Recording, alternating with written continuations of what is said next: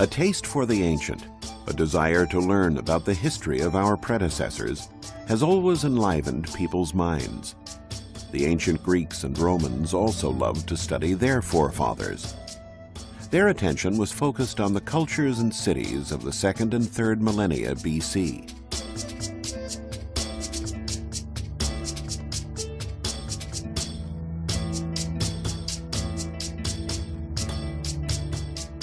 Among the ancient civilizations of interest to Greek and Roman historians were the Egyptians along the Nile, the Assyrians and Babylonians on the Tigris and Euphrates, and the pre-Hellenic societies of Greece, the Minoans on the island of Crete, and the Mycenaeans in the Peloponnesus, who inherited their power. The mystery and allure of Egypt was always a strong attraction. The age of the pharaohs had long faded by the 2nd century BC, but the traces of that glorious past were still to be found everywhere. Inscriptions carved into the columns of temples told of grand deeds.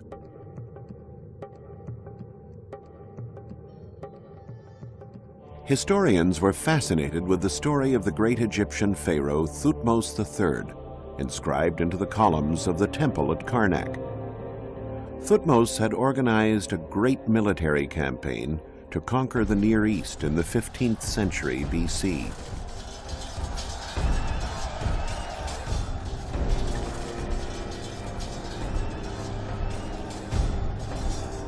When Thutmose reached those lands, however, he found that many of the very ancient Babylonian cities on the Tigris and the Euphrates had already been reduced to majestic ruins steeped in history.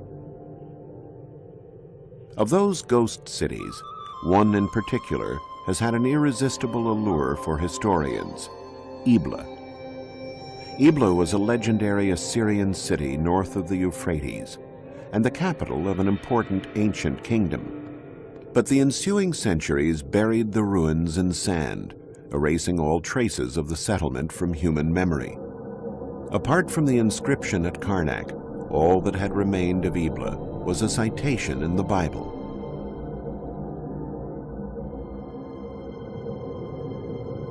One day, some farmers were out plowing their fields when they came across a magnificent bas-relief.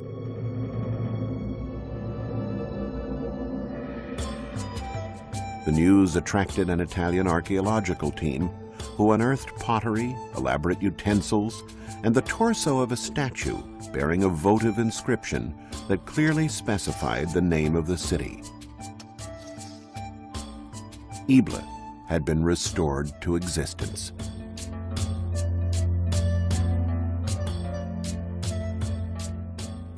But the most sensational discovery came in 1975, when the Italian team unearthed 17,000 tablets bearing cuneiform text dating back to 2300 BC. Once translated, they were discovered to be commercial treaties and administrative and legal documents. Paradoxically, that immense treasure was preserved through the millennia thanks to a violent act of destruction. Around 2300 BC, the city was attacked and razed to the ground by King Sargon of Akkad.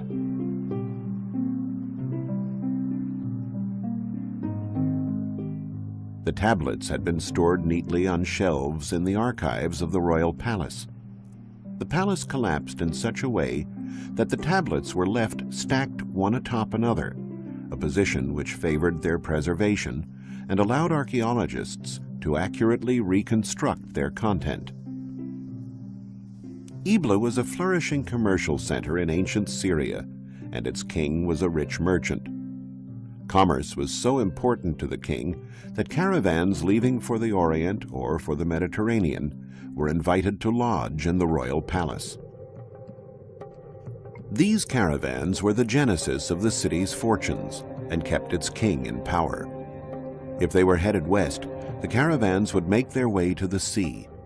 From there, ships would carry cargo to western lands and pick up trade goods for the return journey.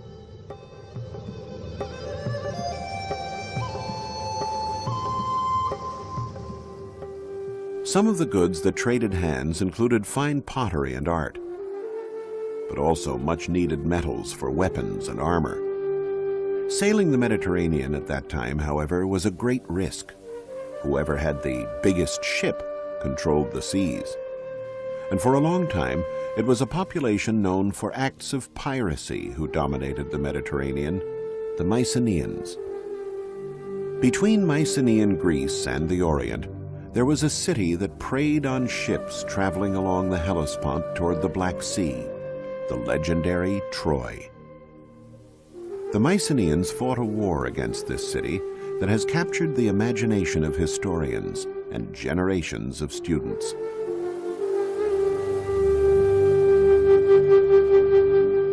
Troy, once known as Ilios or Ilion, was a flourishing Hellenistic city.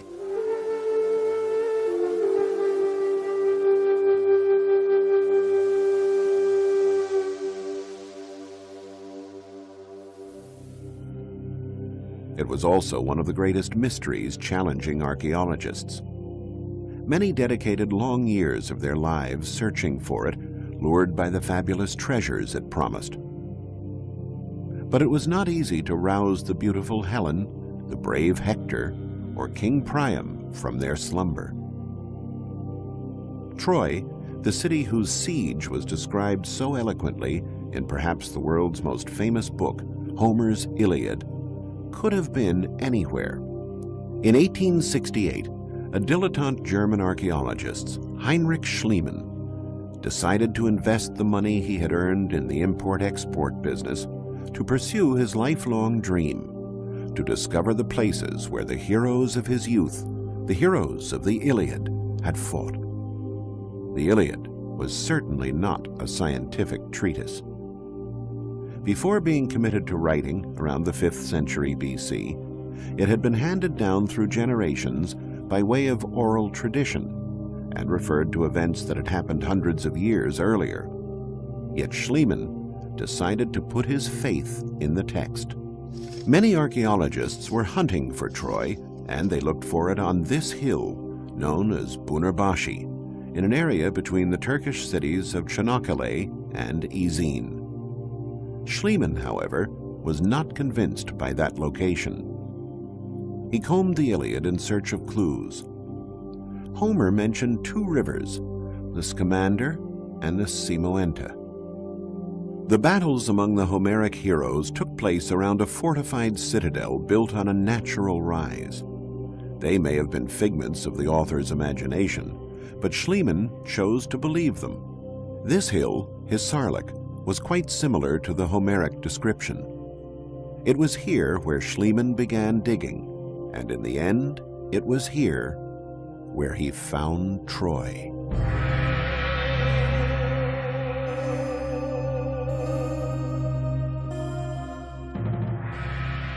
Nine different cities, one built upon the ruins of another, emerged from the excavations. From the second layer, Schliemann discovered amazing treasures, cups and vases, weapons, golden jewelry and buttons. He thought he had found the treasure of Priam. We now know that these jewels did not belong to the Trojan king of the Iliad.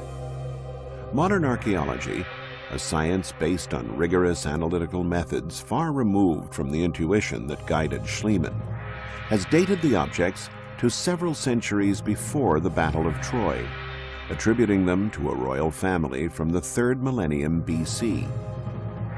But for the German archaeologist, the findings were none other than the treasure of Priam.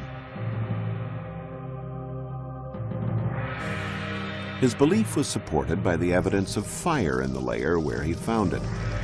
And Homer had said that Troy was burned to the ground by the Mycenaeans, who entered the city after a 10-year siege thanks to the stratagem of the Trojan horse, which now stands in replica on the site. Schliemann thought that the Troy attacked by the Mycenaeans was the same fortified city he had excavated, laid out in this plan dating back to the 3rd millennium BC. A city surrounded by walls barely 400 feet in diameter would hardly have stood up to 10 years of siege, nor been able to house Priam's court. According to recent studies by teams at the universities of Tübingen and Cincinnati, in the 2nd millennium BC, the era of the Mycenaeans' conflict, Troy was encircled by these much more extensive defensive walls, and probably grew even more toward the end of the 1st millennium BC.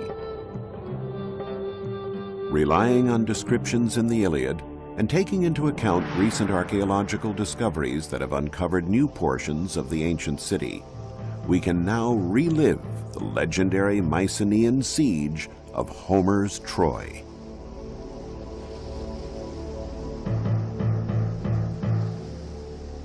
This is what the Mycenaean soldiers would have seen when they landed in force from the sea to challenge the city.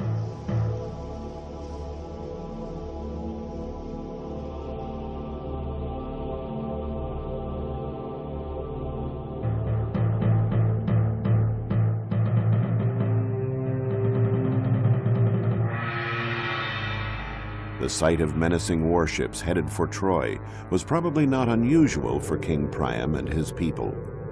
The 9 layers that were found at this archaeological site correspond to 9 different cities, bearing testimony to the cycles of destruction and rebuilding.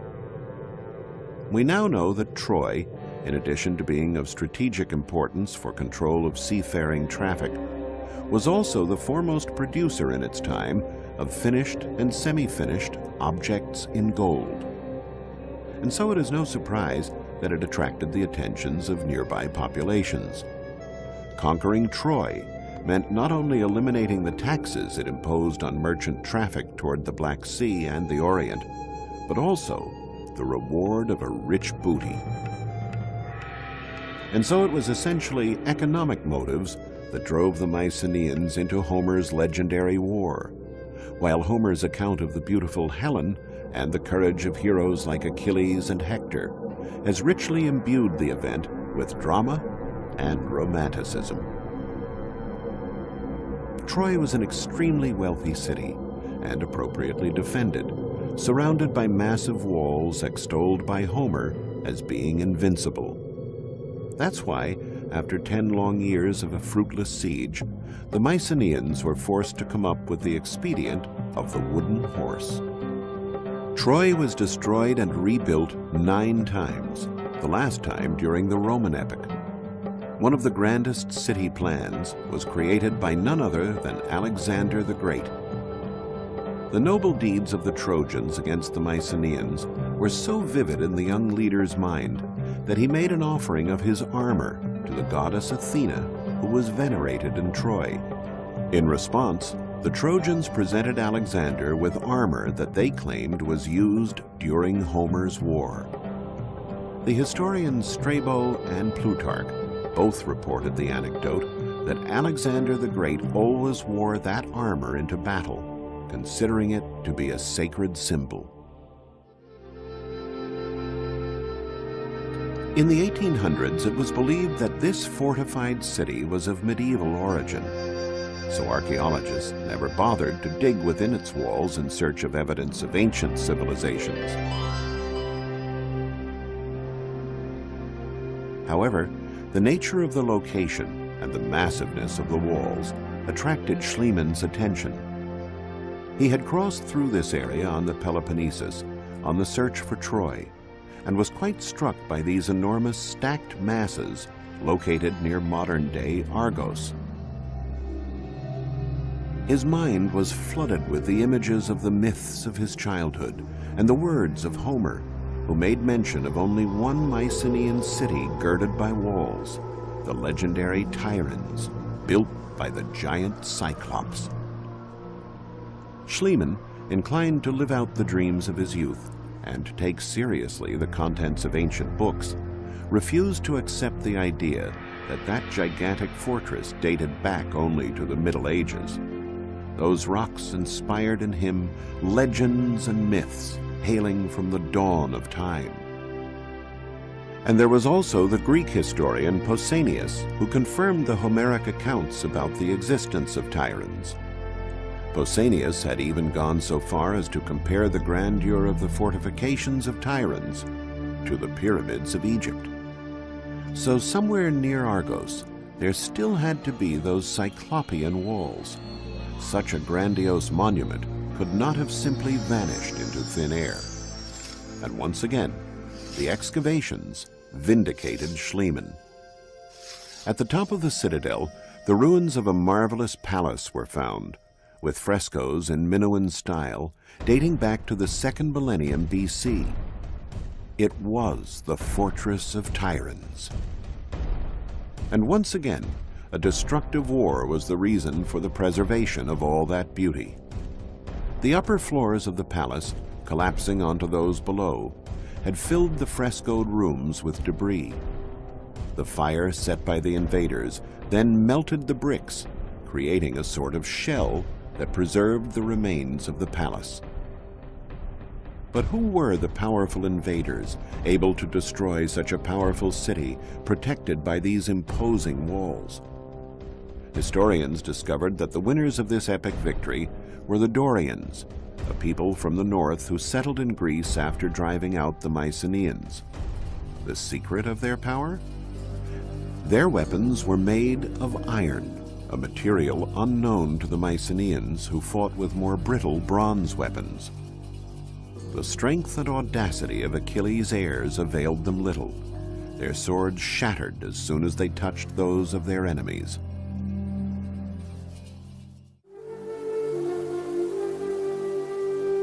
One Mycenaean city stood out above all others, the city that gave its name to the great conquerors of Troy. It was called Mycenae, a city recorded by Homer as having an abundance of gold. Its monumental gate, overlooked by 2 lions, still inspires awe. This was the realm of the great king, the leader of the legendary expedition that destroyed Troy, Agamemnon. The intrigue surrounding a legendary locale has always been a strong stimulus to archaeologists. Where was the tomb of Agamemnon? Had he ever really existed? Had Mycenae's golden riches, recorded by Homer, been spared the ravages of time? Pausanias, in his writings, said that Agamemnon's tomb lay within the walls of Mycenae. But the city was surrounded by 2 sets of walls, an external one that protected the dwellings, and an internal one to protect the royal citadel.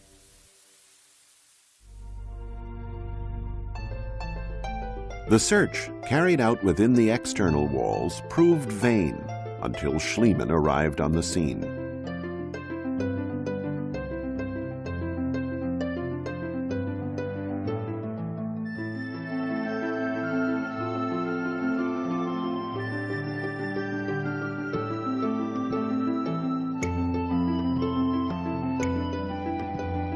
The archaeologist sunk his shovel near the Lion Gate, inside the royal citadel. And he dug until the ground had yielded, from a number of tombs, the glittering metal immortalized by Homer, 33 pounds of gold. Among the treasures was a series of marvelous golden funerary masks. This was a privilege certainly reserved for kings. And in the features of the most beautiful mask of all, Schliemann claimed to recognize Agamemnon, the great king and military leader. Archaeologists have since discovered that those treasures date back to a period prior to Agamemnon.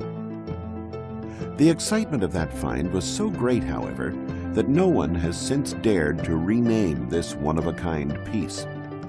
The finely chiseled golden mask is still known to all as the Mask of Agamemnon.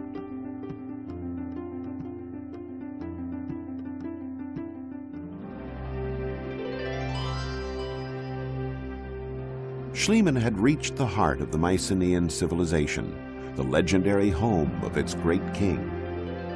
And of course, a great king needs a great palace. Entering these rooms, recreated here according to Homer's description, we can see what a profound influence the Mycenaean culture had on the Greeks. The Mycenaean civilization handed down its own image to posterity, partially through architecture.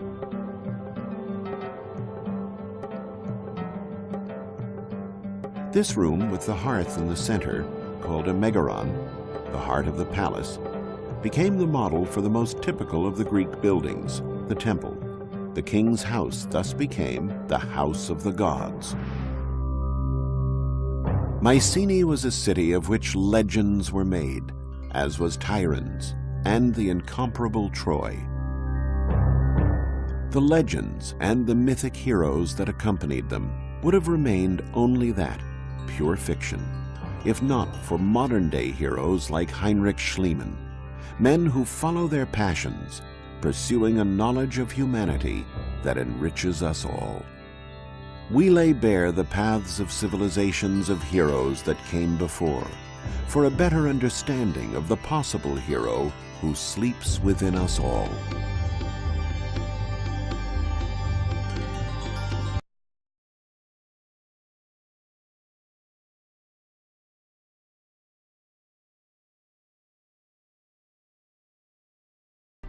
The Mediterranean Sea, 5th century BC, a great commercial network created by the Phoenicians.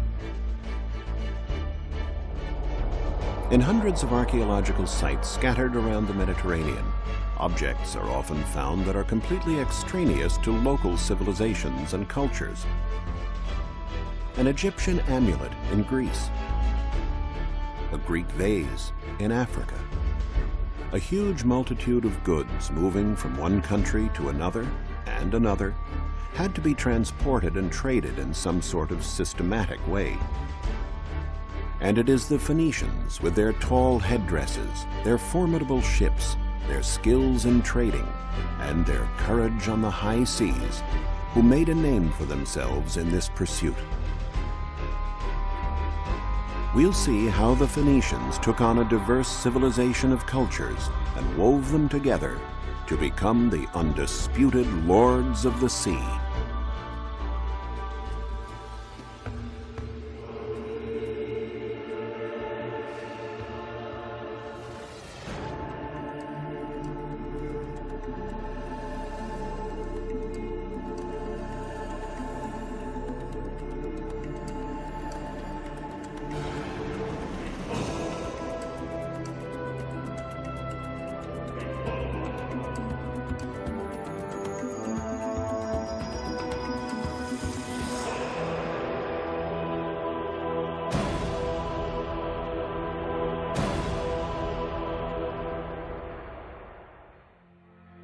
The Phoenicians originally came from what is modern-day Lebanon.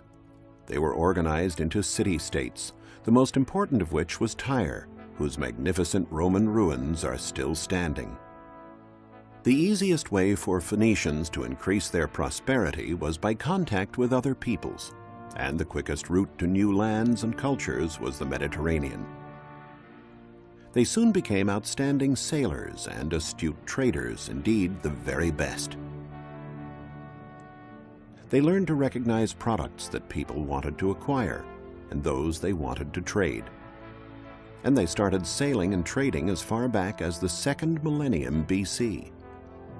To support their trade, they set up ports and founded colonies, built warehouses, and created a network of routes that touched on neighboring countries such as Egypt, Greece, the Magna Graecia, and Carthage in North Africa. Then they went on to reach Sardinia, the Mediterranean and Atlantic coasts of Spain, and farther south, along the coast as far as Senegal, and north to England and Ireland. A network of this size with hundreds of colonies and thousands of ships had to be well coordinated. For years, scholars speculated as to how the Phoenicians were able to communicate with each other in those remote times, to organize warehouses and trade in such a variety of goods. It was the discovery of this sarcophagus of the Phoenician king Ahiram, which dates back to the 13th century BC, that enabled archaeologists to understand the reasons for such great organizational skills. Engraved on the sarcophagus is the most ancient example of writing in alphabet form. It is composed of letters and not hieroglyphics. The Phoenicians were the first to invent an alphabet, a factor that proved indispensable in establishing their great trading network. We can get an idea of how extraordinary this innovation was from this comparison.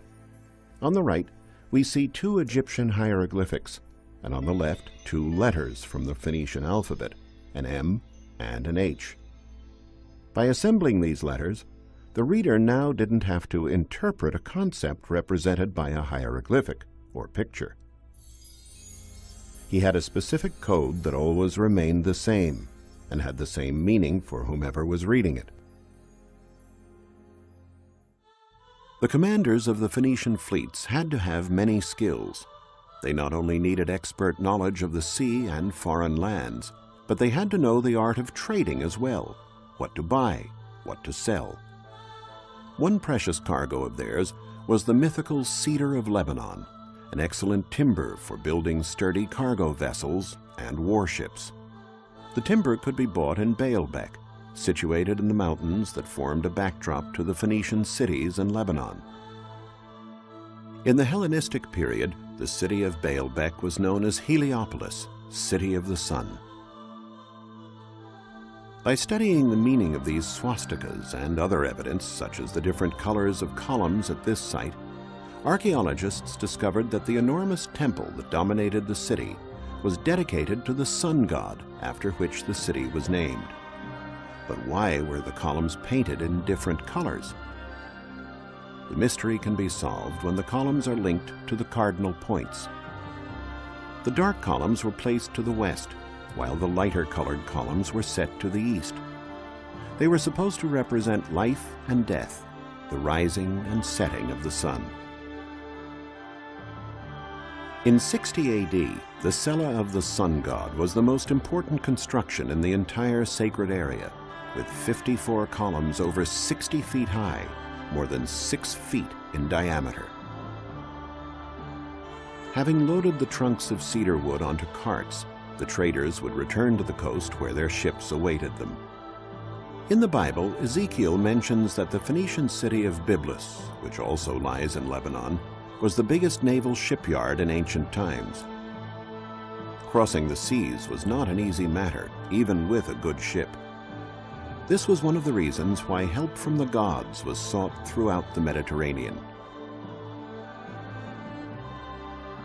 These precious bronze statues covered in gold leaf have a strange headdress. It is a libad, which is typical of the Phoenicians. The statues have been found in great quantities in Byblus. They were votive objects used to invoke the favor of the gods. They were found at one of the most important places of worship for the Phoenician religion, the Temple of the Obelisks. In Byblus and other Phoenician cities, the remains of numerous Phoenician cargo ships have been found. The typical ship was 65 feet long and over 16 feet wide, large enough to carry a great deal of the precious cedar, as well as luxurious fabrics dyed with a reddish-purple pigment known as murex. The Phoenicians took their name from these fabrics. Phoenix, Phoenician, comes from the Greek word phoin, or red.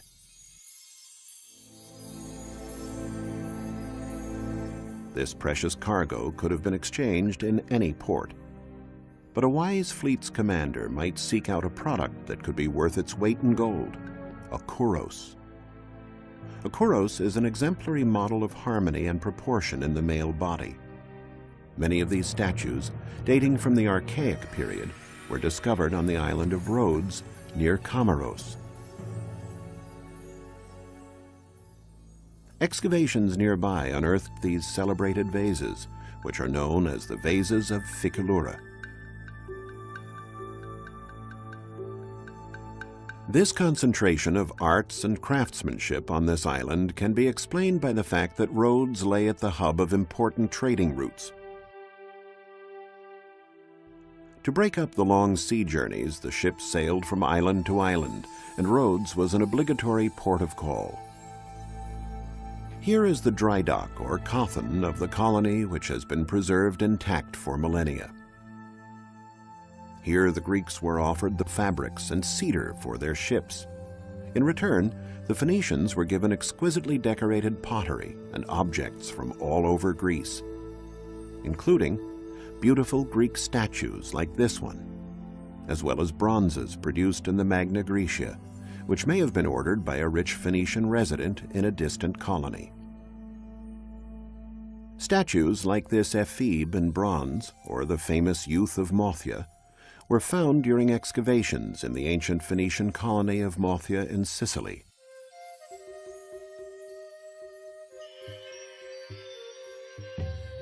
The statues testify to the level of Phoenician trading in the Mediterranean, a veritable cross-cultural exchange.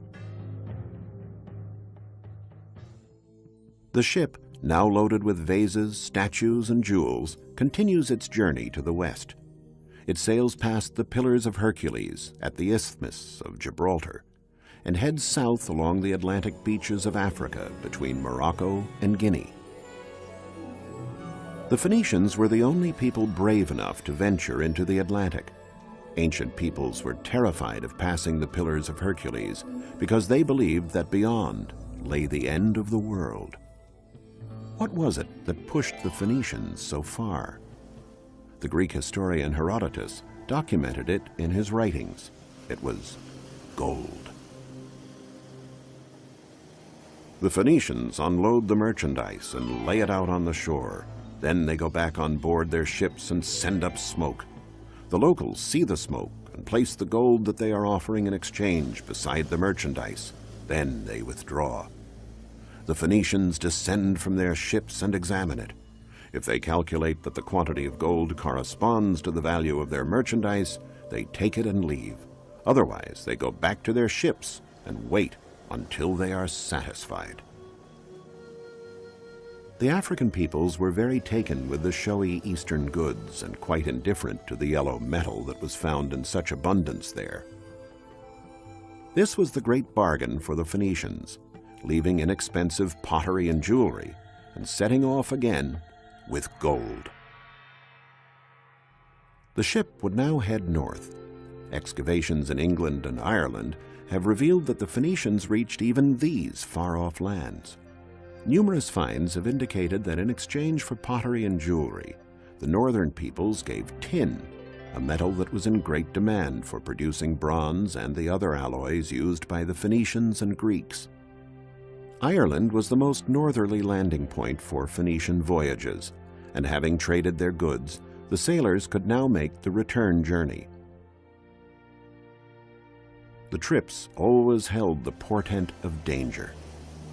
In the storms of the North Atlantic, the brave commanders would safeguard their ships and cargoes by tying themselves to the bow so that they could see more clearly and avoid the cliffs. It was from there that they gave instructions to the crew. If they were lucky enough to make it through, they would head south to the Phoenician colony of Cadiz. Here the Phoenicians bought iron and paid for it with gold. Then they traveled on to Majorca, and from there to the rich colonies of Sardinia. It's here that an archaeological dig uncovered a gold mine, not a seam or stratum of gold, but a huge array of precious gold jewelry, now on display in the Archaeological Museum in Cagliari.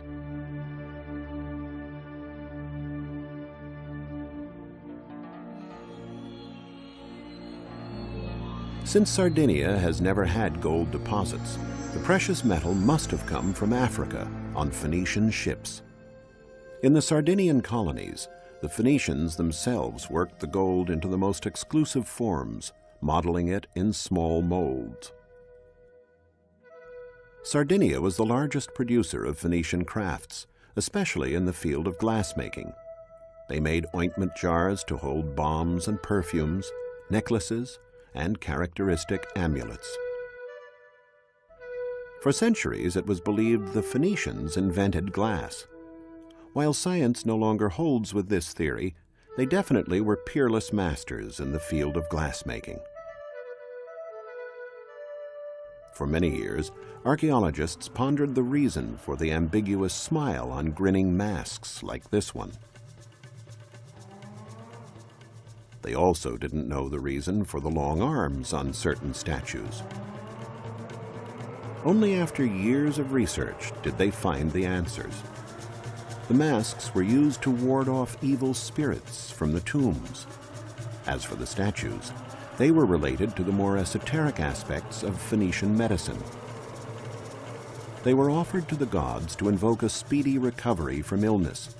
The affliction to be cured was in the exact spot touched by the hands, almost as if the sick person wanted to remind the gods what needed to be healed.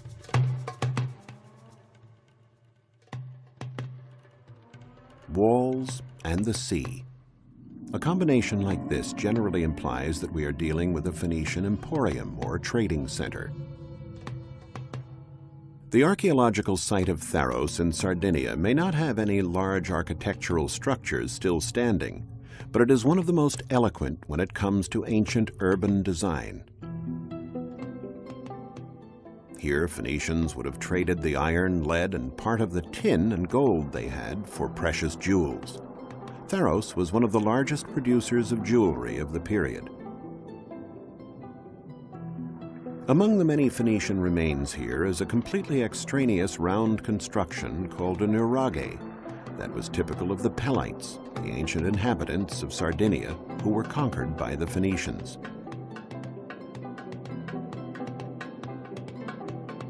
This is how the village would have looked about 3,000 years ago. The Nuraghic civilization is very ancient, dating back to the 2nd millennium BC.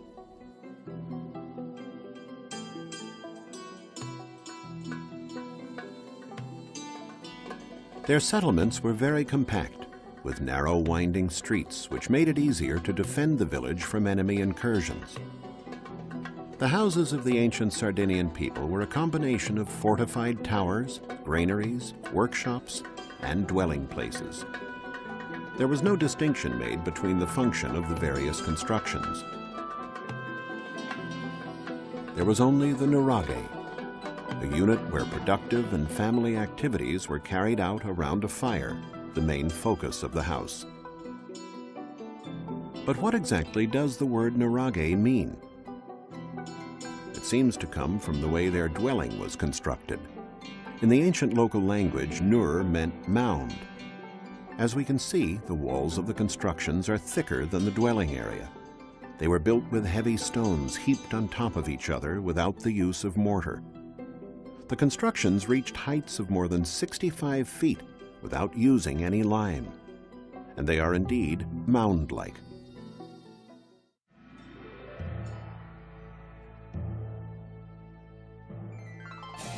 Phoenician ports, like this one in Nora, all had something in common. They were situated near promontories. In this way, ships could be moored on both sides of the promontories, creating a larger dock area. The only thing the Phoenicians looked for was to be able to land quickly, get their business done, and then set sail again. These are the foundations of the Phoenician quarter in Nora. Although it's worlds away from the Romans' concept of living, with the Romans preferring large, orderly quarters equipped with many services and amenities, the Phoenicians did share the Romans' love of thermal baths.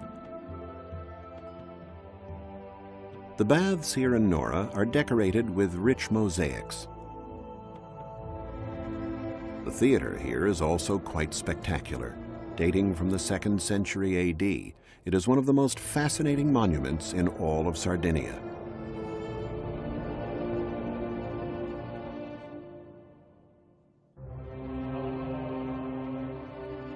From this Spartan 5th century Phoenician port, the fleet would have set sail again, now laden down with even more jewels and precious objects. One of the greatest archaeological mysteries regarded the port of Carthage, Queen of the Mediterranean, the most powerful of all Phoenician colonies. The Greek historian Appian, a native of Alexandria in Egypt, tells us that the port had 2 harbors, the rectangular commercial port and the round military harbor with an island in the center. However, In modern times, no place seemed to correspond to that description until in the 19th century, the writer René Chateaubriand noticed these two lagoons near the bay of Le Cram were very similar in shape to the ports mentioned. He realized that this was Carthage. This discovery led to a heated debate, which was only concluded with excavations carried out in 1974. A British team, excavating on the circular island, found evidence that confirmed Chateaubriand's theory. The bustling port of Carthage was the largest and most modern port in pre-Roman times. Warships would pass from the commercial port through a narrow passage to the military harbor. Merchant ships were forbidden to pass beyond this limit. The ship that is entering the port is a trireme with 3 tiers of rowers, though the Carthaginians also had quadriremes and quinquiremes, which can be compared to modern-day battleships. All the ships returning from war missions, by which Carthage dominated the Mediterranean and protected Phoenician trading routes, were moored in this port. It was circular, with a round island in the center, known as the Island of the Admiralty. There were dry docks both on the island and in the outer perimeter of the port. On the summit of the island was the Pavilion of the Admiralty, from which the supreme commander of the fleet gave military orders. A bugler and a herald, armed with flags, controlled the traffic of ships in the port. If a trumpeter signaled to turn left, there had to be room enough to make the maneuver. The basin of water in which the ships moved was thus over 300 feet wide, the same diameter as the Island of the Admiralty on our right. There were 30 berths in the center and 140 on the outside. Since some of the very deep central moorings could hold 2 ships, there could have been 200 ships in the port at one time. The military port in Carthage was always packed in winter, since bad weather made it dangerous for the ships to be out on rough seas. Thus, there was a tendency to avoid war during this time, and this was a good time to service the ships. The trireme would be pulled up onto dry land over the slightly sloping terrain of the island. Planks of wood set crossways ensured that the ships kept their grip on the slipway. At the entrance to the area, Ionic columns set at sea level gave the impression of a portico to make this military site look more elegant. The ships were also given special aesthetic treatment. Phoenician ships typically had an eye painted on the bow that was supposed to strike fear into their enemies. A warship differed from a cargo ship in that it had oars and oarsmen that enabled it to move very quickly.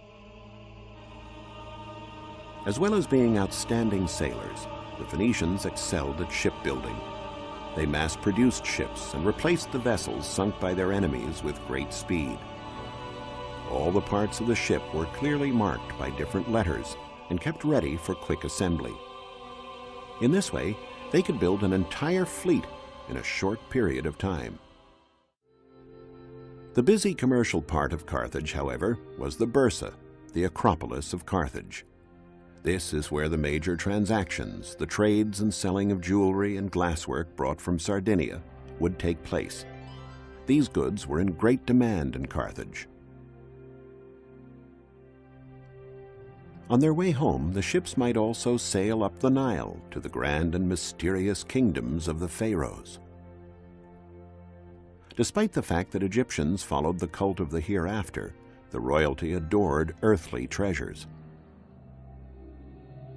The Phoenicians would have traded the jewelry from Pharos for linen, a hard-wearing fabric that only the Egyptians knew how to make.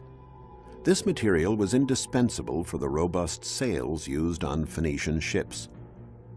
They might also have purchased rare and exotic goods greatly sought after at the Persian court, namely monkeys and crocodiles. Finally, completing the loop and reaching the town of Tyre, they could sell the exotic animals to the Persians and the linen to their fellow countrymen. They'd be left with gold, silver, and a lot more money than they would have paid for the cedar back in Baalbek. Through their travels and their trading, their ancient wheeling and dealing, the Phoenicians formed links with most of the known world at that time, enabling a variety of peoples to share the best that distant cultures had to offer. The Phoenicians, undisputedly, the master merchants of the Mediterranean.